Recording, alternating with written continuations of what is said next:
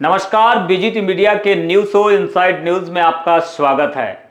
Inside show का मतलब है खबरों के अंदर की खबर।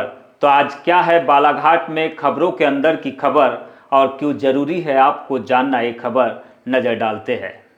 बालाघाट कलेक्टर मृणाल मीणा के प्रस्ताव पर संभाग आयुक्त के द्वारा 2 बड़े अधिकारियों पर निलंबन की कार्यवाही की गई है।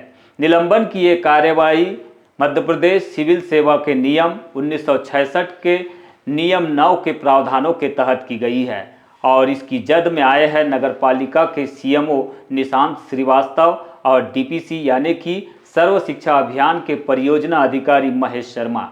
डीपीसी महेश शर्मा पर यह कार्यवाही नामांकन में गंभीर लापरवाही के चलते की गई है। दरअसल पिछले सत्र की तुलना में इस बार सर्व शिक्षा अभियान के तहत कक्षा 1 से लेकर 8वीं तक के नामांकन में 14,690 की जो कमी आई है, इसी को लेकर बालाघाट कलेक्टर के द्वारा उन्हें समीक्षा के माध्यम से कई बार निर्देश दिए गए प्रगति रिपोर्ट को लेकर, लेकिन उनके द्वारा इसे गंभीरता से नहीं लिया गया और इसी के चलते बालाघाट कलेक्टर मृणाल मीणा के द्वारा उनके खिलाफ एक प्रस्ताव संभाग आयुक्त को भेजा गया, जिस पर आज संभाग आयुक्त के द्वारा उन्हें निलंबित कर दिया गया है। सीएमओ नगरपालिका निशांत श्रीवास्तव पर जो कार्यवाही की गई है वो सीएम हेल्पलाइन के प्रकरणों में लापरवाही, उसके निपटारे में लापरवाही, प्रकरणों के सुनवाई में लापरवाही और शहर में चल रहे केंद्र और राज्य सरकार के जो अभियान है उसमें गंभीर लापरवाही को लेकर ये प्रस्ताव भेजा गया था और इसी को लेकर संभाग आयुक्त के द्वारा उन्हें भी निलंबित किया गया है। वैसे शहर में निशांत श्रीवास्तव पर की गई कार्यवाही विपक्षी पार्षदों को जम नहीं रही है। निशांत श्रीवास्तव को एक बेबाक और ईमानदार छवि के अधिकारी के तौर पर जाना जाता है।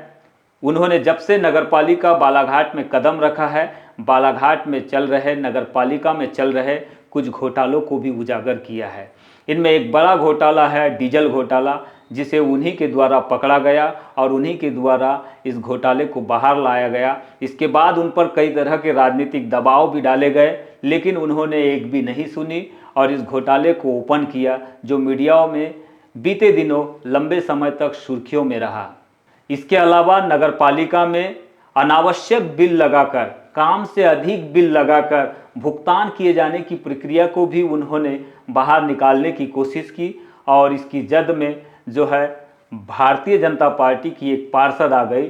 दरअसल उनके पति के द्वारा बालाघाट शहर में कुछ अभियानों को लेकर टेंट और डेकोरेशन का काम लिया गया था, जिसका बिल लगभग 3,90,000 के आसपास बताया जा रहा है, लेकिन उन्होंने भुगतान के लिए जब बिल सबमिट किया तो उसमें 19 लाख के आसपास का बिल लगाया गया था। तो ये बड़ी लापरवाही नगरपालिका की ओर से देखने मिली थी, जिस पर अधिकारियों ने जांच कराई और जांच के बाद में इस मामले पर जो है अधिकारियों ने उन्हें भुगतान करने से मना कर दिया गया।